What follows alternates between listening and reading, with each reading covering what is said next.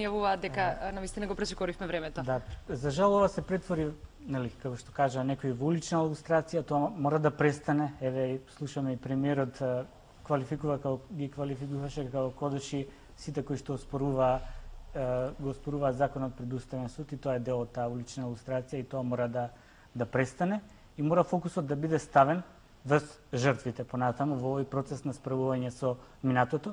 За жал, немаме до сега ниту една жртва, не ми е познато да потекнала иницијатива пред комисијата, иако има такво законско право. А обично овој закон се прави токму за да им се овозможи на жртвите да ги отворат тие процеси од минатото. За жал, тоа не го направија и може би се плашат жртвите, да речеме, на Голиот ток, дека и тие ќе бидат прогласени за соучесници, затоа што таму биле принудени, нели, сите што доаѓале на Голиот ток да ги тепаат.